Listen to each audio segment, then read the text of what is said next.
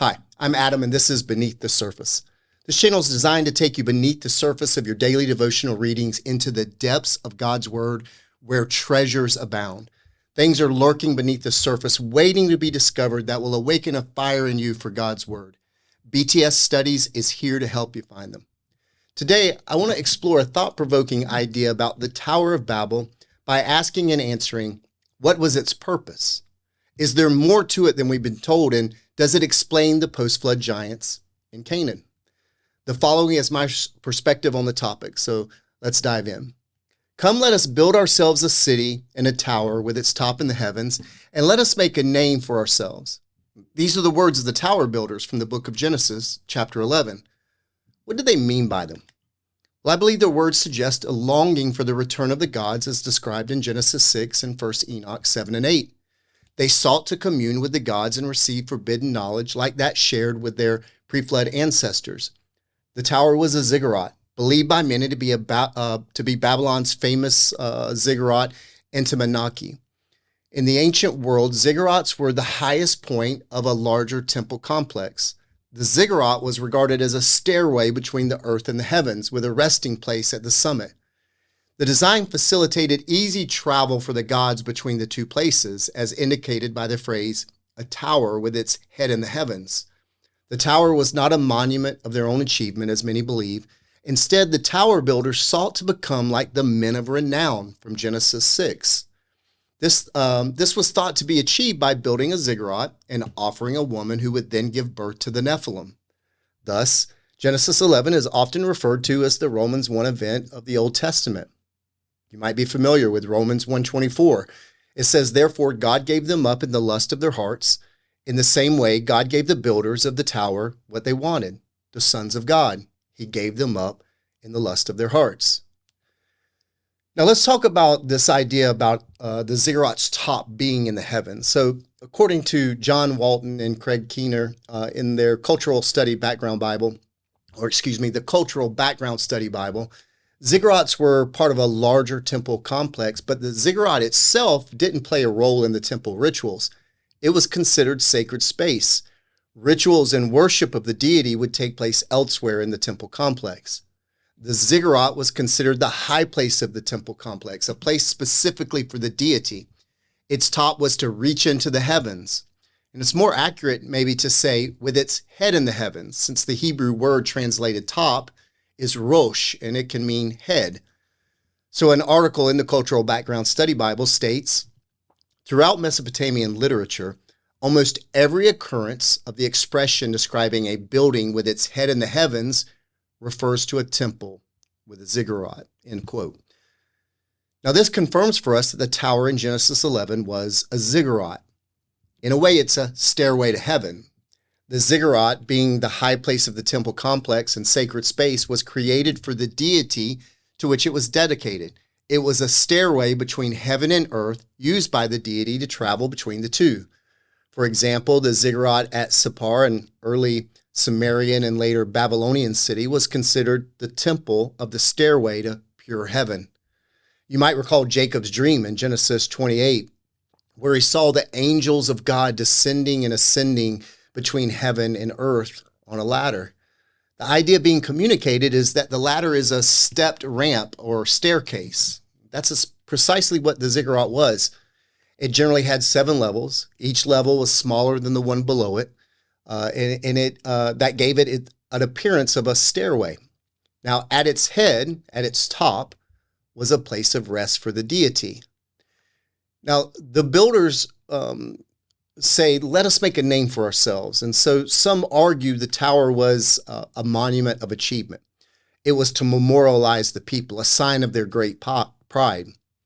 Now, John Walton in the Cultural Background Study Bible argues that making a name for themselves was partially motivated by the benefits of being remembered in the afterlife.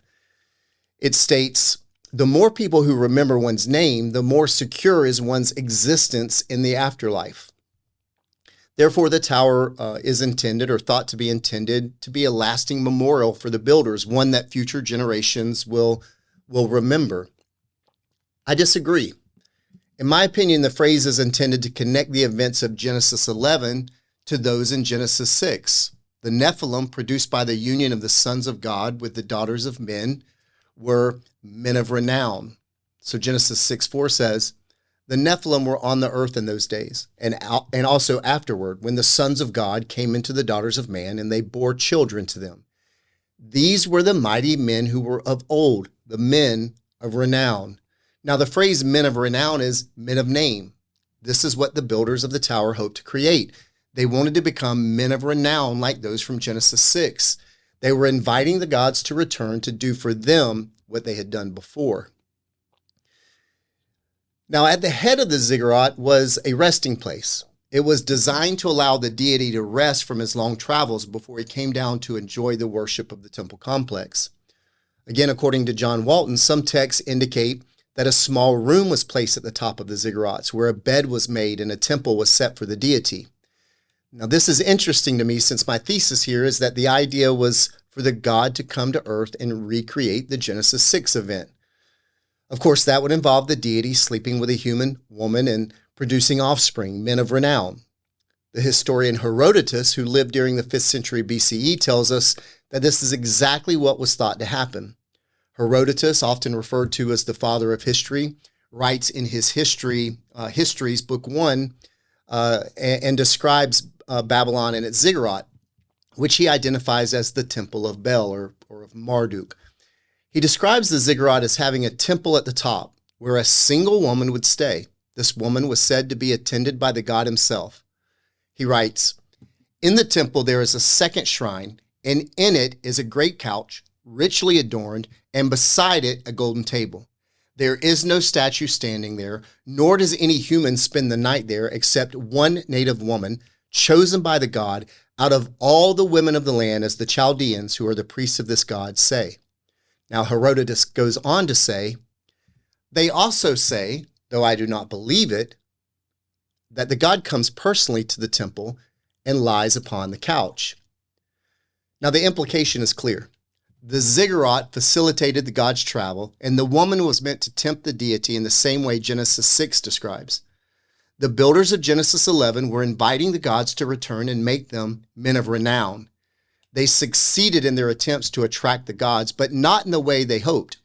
They caught the attention of the god of the flood. Genesis 11, 5-8 says, and the Lord came down to see the city and the tower which the children of man had built. And the Lord said, behold, they are one people, and they have all one language, and this is only the beginning of what they will do. And nothing that they propose to do will now be impossible for them. Come, let us go down there and confuse their language, so that they may not understand one another's speech. So the Lord dispersed them from there over the face of the earth, and they left off building the city. The result of this event is a divorce of sorts. The Creator God, the God of Genesis 1, divorces himself from mankind and turns them over to the very thing they longed for. He gives them the sons of God. Deuteronomy 32:8. When the Most High gave to the nations their inheritance, when he divided mankind, he fixed the borders of the peoples according to the number of the sons of God. Now, having divorced himself from mankind, but not completely abandoning them, he keeps a single nation for himself. This is found in the very next verse, Deuteronomy 32:9. But the Lord's portion is his people, Jacob his allotted heritage. This nation is born through one man and his barren wife. Their story picks up right after God divorces the people. Now, at this point, I find two things interesting and relevant. First is what God tells Abraham in the chapter following the tower event. Genesis 12, 1-3 states, now the Lord said to Abram, go from your country and your kindred and your father's house to the land that I will show you. And I will make of you a great nation, and I will bless you and make your name great so that you will be a blessing. I will bless those who bless you, and him who dishonors you I will curse. And in you all the families of the earth shall be blessed. So while the tower builders chose their own path to make a name, God promises to do it for Abraham.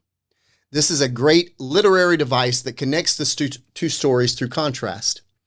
There are two paths to renown, God or the gods. One leads to right standing with the Creator. The other leads to destruction at the hands of the lesser gods, gods who, like their subjects, are also creations of Yahweh. The second point of relevance is also a literary device used to connect the story of the conquest to this event and the second rebellion of Genesis 6. In Deuteronomy chapter 7, Moses provides instructions to the Israelites regarding the land he is about to give them. They are to make no covenants with the inhabitants of Canaan, nor show them mercy. In verse 24, he says this about the inhabitants of the land. And he, meaning God, and he will give their kings into your hand, and you shall make their name perish from under heaven. The purpose of the conquest of Canaan is to remove the post-flood giants who had congregated there. We are told that they destroy the last of the Rephaim, including King Og and many other giants, but they will fail to remove them all until later in their history. However, the purpose remains. They are to remove the hybrids, descendants of the lesser gods, the men of renown who returned after the flood at the invitation of the tower builders. All right, so let's wrap this up. The Tower of Babel in Genesis 11 was a ziggurat. Its purpose was to reinvite the gods and create men of renown who would be the subject of stories for thousands of years to come, even to this day. The tower was a staircase designed to facilitate the travel of the gods between heaven and earth. At the top, a place of rest attended by a woman. The implication is apparent. The temple builders were seducing the gods for their own gain in hopes of receiving forbidden knowledge like that described in 1 Enoch. They did catch the attention of a god, the god of the flood, who judged them by dispersing them and making of them separate nations placed under the authority of lesser gods, turning them over to their own desires. If lesser gods are what you want, that's what God will give you. He knew it wouldn't turn out well, so he planned for the obvious outcome, using Abraham. He would eventually invite the nations to return through the Son of God, who would come from the line of Abraham. Thus, he kept his promise to Abram to make for him a great name.